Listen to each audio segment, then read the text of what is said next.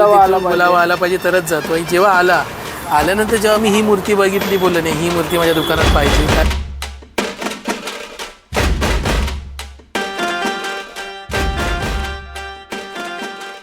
ते कांतारामध्ये जे आपण देव दाखवले, जे कांतारा देव आहे, जे देवांचं जे स्वरूप आहे ना, ते स्वरूप आहे त्या मूर्तीचं.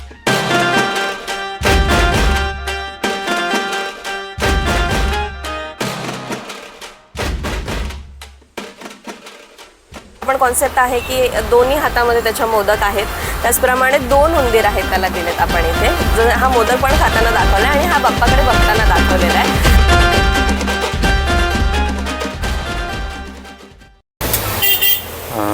नमस्कार मित्रांनो, तुमचं माझ्या प्रितेश मुकादम ब्लॉगमध्ये स्वागत आहे. तर आज आम्ही जाणार आहोत प्रभादेवी येथे आणि माझा मित्र विराज, आम्ही दोघे मिळून प्रभादेवी येथील जो गेल्या वर्षी आम्ही तुम्हाला व्लॉग दाखवलेला होता गणपती बाप्पाचा चिंतामणी कला केंद्र, तर या वर्कशॉपला आज यावर्षी आम्ही भेट देणार आहोत आणि तुम्हाला छान छान आपल्या गणपती बाप्पाच्या मूर्ती दाखवणार आहोत. काय बोलतो विराज?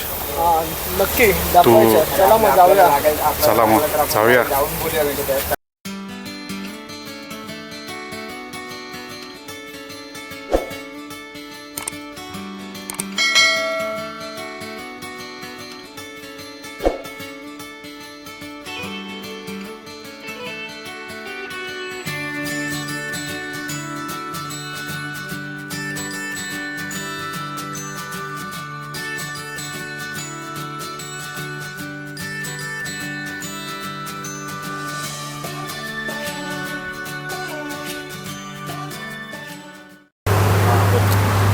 नमस्कार मित्रांनो, तर यावर्षी देखील आपण पुन्हा एकदा चिंतामणी कला केंद्राला भेट दिलेली आहे आणि यावर्षी परत एकदा आपल्याबरोबर प्रथमेश दादा आहे. तर प्रथमेश दादा धन्यवाद, परत यावर्षी देखील आम्हाला बोलवलंस, आम्हाला शूटिंग करायला इथे दिलीस. तर ह्या वर्षीचे तुझा युनिकनेस म्हणजे गेल्या वर्षी आपण बघितले खूप सारे नवीन वेगवेगळ्या प्रकारच्या मूर्त्या आणलेल्या आहेत, मातीच्या, POPच्या, पण ह्या वर्षी तू शाडू मातीवर मी बघतोय, तर शाडू मातीवर जास्त म्हणजे तू फोकस केलेला आहेस, कॉन्सन्ट्रेट केलेला आहेस. तर मग काय सांगशील यावर्षीचा गणेश उत्सव आणि काय सांगशील अनुभव प्रभादेवीकरांचा? प्रभादेवीकरांचा म्हणजे मागच्या वर्षी मला खूप चांगला अनुभव होता की त्या लोकांना ना मातीच्या मूर्त्या मिळाल्या नव्हत्या आणि माझ्याकडे खूप कमी स्टॉक आणलेला, कारण इथे माझं पहिलं वर्ष होतं लालबागमध्ये, मी एक 7-8 वर्ष गेलेलं आहे. तर सुरुवातीला पण स्टॉक कमी ठेवलेला, पण यावर्षी मी मातीचा स्टॉक आणला. म्हणजे जर तुम्ही मातीच्या मूर्त्या बघाल तर सगळ्यात गट्टू गणपती आहे, बाल गणेश आहे, पूर्ण वेगवेगळे आम्ही असे गणपती आणलेले आहेत की लोकांना ते आवडतील, पण लोक बुक पण करतील. अच्छा. आणि आपल्या दुकानाची म्हणजे चिंतामणी कला केंद्राची स्पेशालिटी म्हणजे लालबागचा राजा. यावर्षी आम्ही जो डिक्टो फेस आपल्या लालबागच्या राजाचा आहे 2 फुटाचा, ती एक मूर्तीसुद्धा आणलेली आहे. तुमच्या व्हिडिओच्या माध्यमातून तुम्ही दाखवा. आणि ही जी मूर्ती आहे ही 3 फुटाची मूर्ती आहे मातीची. ही मित्रांनो शाडू मातीची मूर्ती आहे आणि शाडू मातीमध्ये ना एवढा डिक्टो फेस असं कधी बघायला भेटत नाही. कारण की मी गेल्या वर्षी पण गणसंकुल वगैरे सगळे कारखाने, पण शाडू मातीमध्ये असा डिक्टो फेस नाही बघायला भेटला. पण खरंच सुंदर. म्हणजे ते या मूर्तीची पण खासियत अशी आहे की जे कस्टमर आहेत त्या कस्टमरचा ना आमच्यावर खूप एक विश्वास होता की त्यांना आम्ही बोललेलो की आम्ही तुम्हाला मूर्ती चांगलीच देऊ. त्यांनी जी बुकिंग केली आहे ही त्यांनी मूर्ती पाहिलीसुद्धा नव्हती. त्यांनी एक आमच्यावर विश्वास ठेवला की नाही दादा, तुमच्यावर आमचा विश्वास आहे, तू आम्हाला मूर्ती चांगलीच देशील. जेव्हा ते समोर आले आणि मूर्ती बघितली, त्यांच्या डोळ्यात अक्षरशः पाणी आलं की खूप सुंदर मूर्ती आहे. म्हणजे त्यांना अपेक्षा नव्हती की आपली मूर्ती एवढी सुंदर असेल. आणि त्यांना बोललो नाही, मातीचं काम आहे, आम्ही तुम्हाला जेव ते चांगलंच देऊ. म्हणजे काही होतं, काही ठिकाणी आपण बुकिंग करतात पण ज्यावेळी डिलेवरीला कस्टमर येतात त्यावेळी मूर्त्या तशा नसतात. मी तसं करत नाही. त्यांना दाखवलं, बघा पहिलं मूर्ती तुम्हाला आवडली का? ते बोलते नाही, मूर्ती खूप सुंदर आहे. म्हणजे बाजूलाच मूर्ती आहे, ही POPची आहे, ही पण आपला लालबागचा राजाच आहे. पण दोघांमधला तुम्हाला एक फरक कळत असेल, स्किन टोन मध्ये आपल्याला फरक समजतो. मातीचा स्किन टोन आणि POPचा स्किन टोन लगेच फरक समजतो. तर ह्या मूर्तीबद्दल काय बोलशील? ही जरा मला युनिक अशी मूर्ती वाटते. शिवपिंड आहे. शिवपिंडीबरोबर आपलं गणपतीचं स्वरूप आहे. महाकालांचा अवतार आपण बोलतो, महाकालांचा अवतार घेतला आहे. त्या अवताराबद्दल सांगशील तर आम्ही मागच्या वर्षी आम्ही उज्जैनला गेलेलो. याच वर्षी आम्ही उज्जैनला गेलेलो. तर उज्जैनला गेल्यानंतर बोलतात ना, उज्जैनला प्रत्येकाने जावं की उज्जैनला गेले तुम्हाला प्रचिती कळते. फक्त उज्जैनला आपण जाऊन ठरवत नाही की मला जायचं मी उज्जैनला जाईल. उज्जैनचा कॉल बोलावा आला तिथून बोलावा आला पाहिजे तरच जातो. आणि जेव्हा आल्यानंतर जेव्हा मी ही मूर्ती बघितली बोललं नाही ही मूर्ती माझ्या दुकानात पाहिजे. कारण आपले बाबा महाकाल आणि गणपती बाप्पा दोघं एकत्र आहेत. तर माझी ती प्रचिती होती की नाही ही मूर्ती पाहिजे. जेव्हा ही मूर्ती आली तर कस्टमरला एवढी आवडली की लगेच त्यांनी बुकिंग केली. आणि गणेशोत्सवाचा पहिला दिवस पण सोमवारच यावर्षी.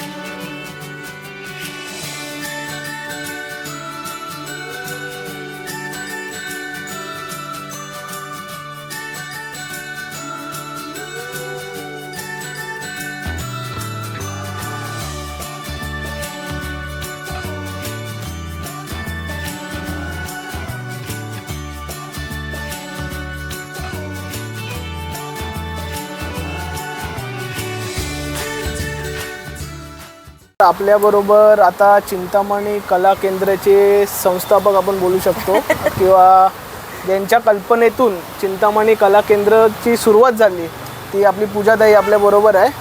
तर पूजाताई नमस्कार, आमच्या यूट्यूब चॅनलमध्ये आमचं स्वागत आहे.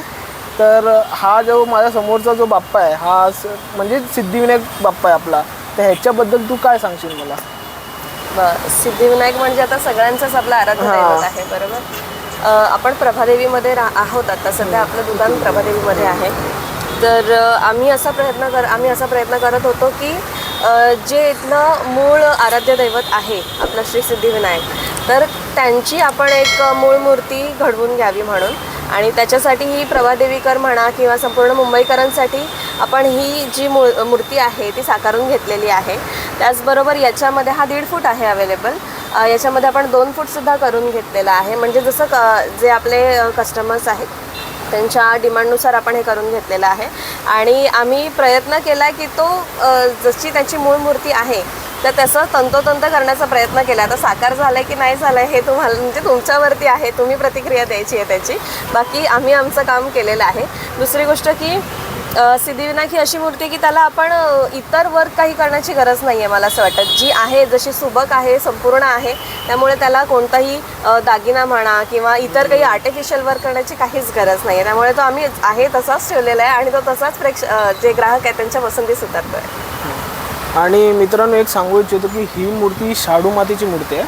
आणि हा जो तुम्हाला जो शाईन दिसतोय हा शाडू मातीला एवढा शाईन येऊ शकतो हे पण आपल्याला आता चिंतामणी कला केंद्रामध्ये समजलेलं आहे.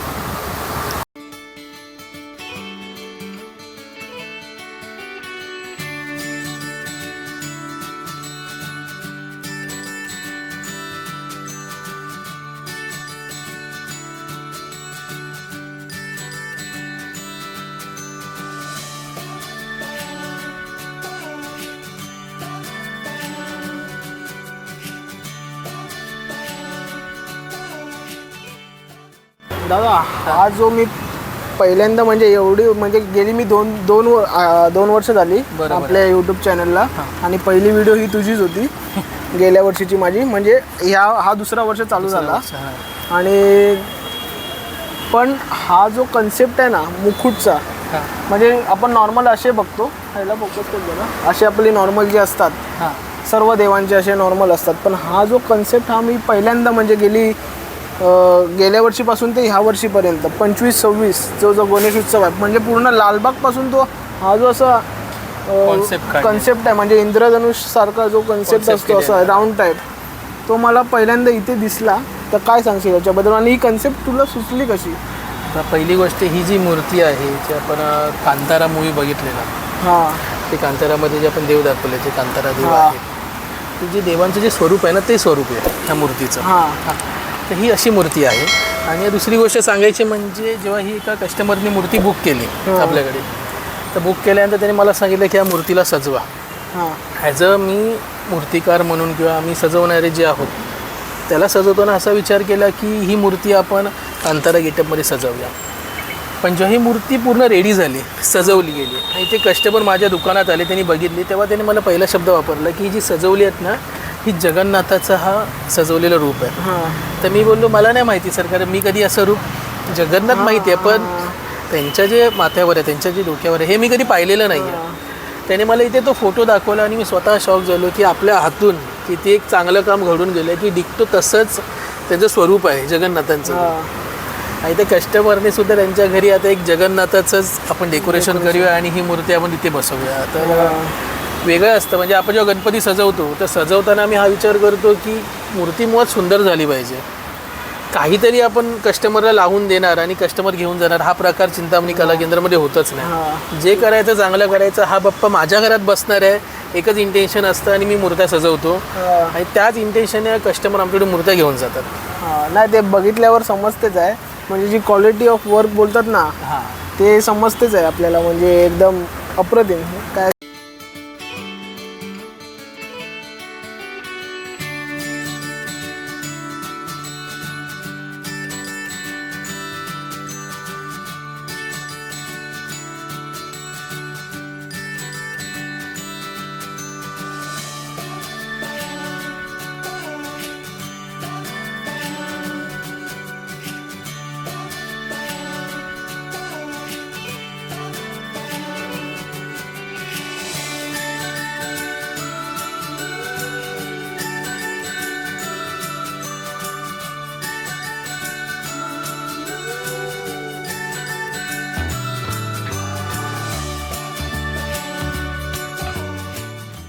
ताई, हा जो आपला बाप्पा आहे तर ही कन्सेप्ट म्हणजे नक्की काय आहे? म्हणजे या बाप्पाला आता तो आपला कसा सिद्धिविनायक आपण बघितला, ते ह्या बाप्पाचं असं नाव काय, म्हणजे या कन्सेप्टचं नाव काय, पॅटर्नचं नाव काय? हा आहे बाळ गणेश.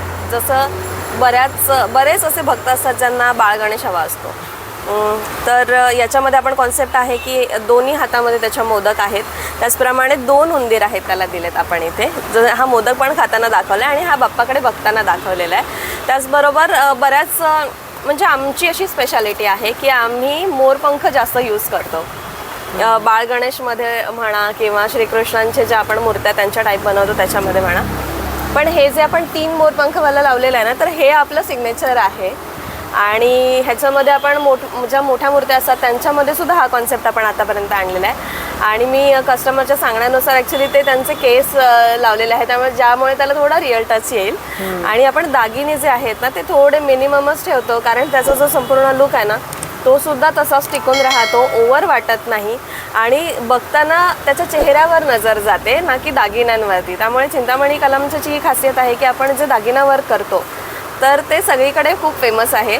आणि आपल्यासारखं दागिना वर्क संपूर्ण मार्केटमध्ये म्हणजे असं मला वाटतं की नाही मिळत कुठे. बाकी इतरांच्या प्रतिक्रिया तर आहेतच, किंवा जे आपल्याकडे कस्टमर्स घेतात आतापर्यंत त्यांच्यासुद्धा याच प्रतिक्रिया की जो गणपतीचा जो लुक आहे तो फक्त न जाता त्याची सजावट करणे हाच आपला मानस असतो दरवेळी, आणि तो आपण करण्याचा प्रयत्न करतो.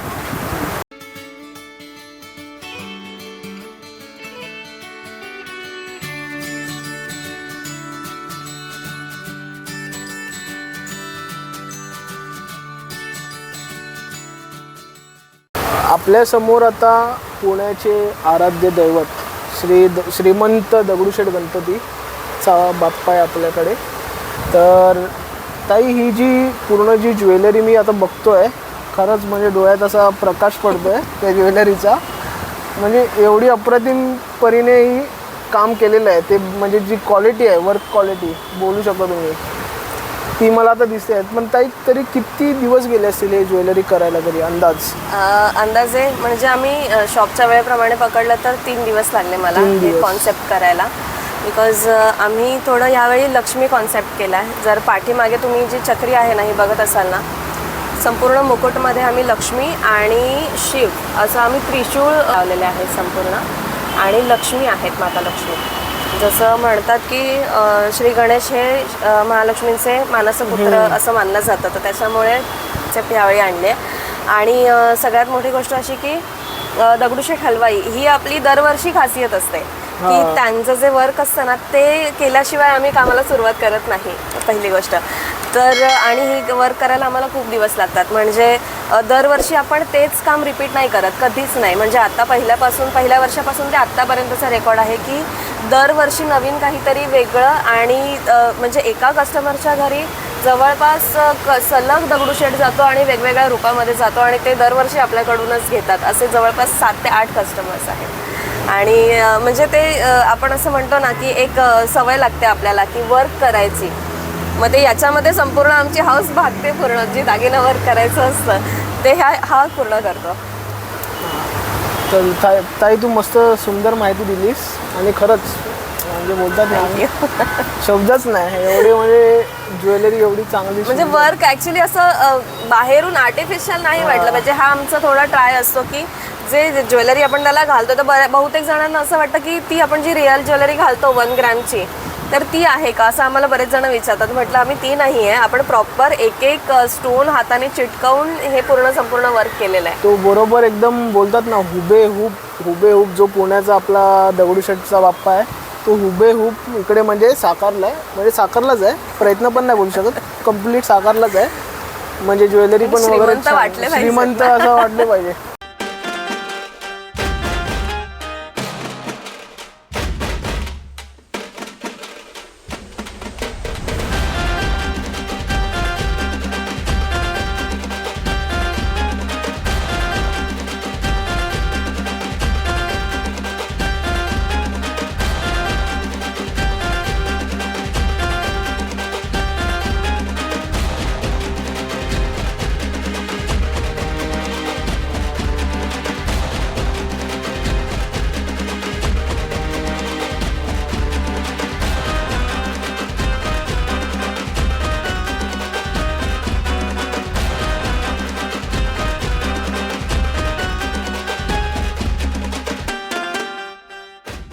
प्रथमेश दादा, आपल्याकडे किती इंचापासून ते किती फुटापर्यंत चिंतामणी कला केंद्र वर्क करतो?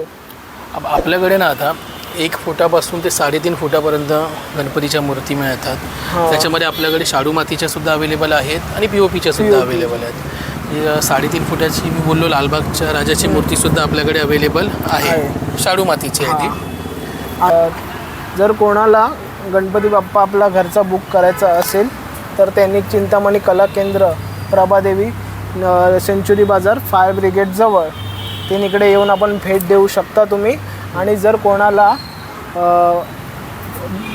आता मी मूर्त्यांची शूटिंग तर केलीच आहे, सगळे मूर्त्या दाखवल्याच आहेत, जेवढे आपल्याला कवर करता आल्या तेवढे सगळ्या दाखवल्या आहेत. पण जर कोणाला त्यातली मूर्ती आवडली देखील असेल, जर इन्क्वायरी करायची असेल कॉस्टिंगबद्दल, वर कोणाला डायमंड वर्क करायचं असेल व आणखीन काय करायचं असेल, त्याच कन्सेप्टमध्ये वेगळी मूर्ती अशी पाहिजे असेल तर दादाचा नंबर मी डिस्क्रिप्शनमध्ये मेन्शन करीनच.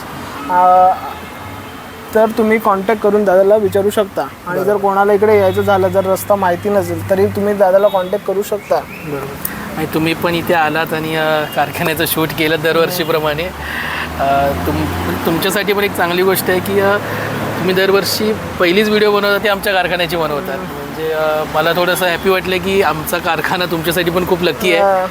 आणि मी तर गणपती बाप्पाच्या चरणी, लालबागच्या राजाच्या चरणी, दगडूशेठ राजाच्या चरणी मी एवढीच प्रार्थना करतो की तुमचं जो यूट्यूब चॅनल आहे ते लवकरात लवकर एममध्ये त्यांचे सबस्क्राईब हो. सगळ्यांनी म्हणजे आपले जे गणपती बाप्पा ते पूर्ण भारताच्या बाहेर जाऊ दे, सगळ्यांनी ते बघू दे, एवढी ईश्वरचरणी प्रार्थना. आणि मी पण गणपती बाप्पाला अशी विनंती करतो की जसं दादा इथे प्रभादेवीमध्ये कारखाना लावतो आहेच तसा तो दरवर्षी लावत राहो. आणि ह्याच्याहून मोठं ही 3 फुटापासून तो 30 फुटापर्यंत जी मूर्त्या असे जे असतात आपल्या कलाकंद परेल वर्कशॉप तिकडे दादा मागची व्हिडिओ मला शूटिंग करता येऊ हीच गणपती बाप्पाच्यांनी प्रार्थना. धन्यवाद. तर मित्रांनो, आपली कला केंद्र चिंतामणी कला केंद्र या वर्कशॉपला आपण भेट दिलेली होती आणि शूट कंप्लीट झालेलं आहे. तर तुम्हाला या ब्लॉगमध्ये गणेश मूर्त्या कशा वाटल्या ते कमेंट करून नक्की कळवा. आणि जर चॅनलवर नवीन असाल तर लाईक करा, शेअर करा आणि सबस्क्राईब करायला विसरू नका. तोपर्यंत भेटूया पुढच्या ब्लॉगमध्ये. धन्यवाद.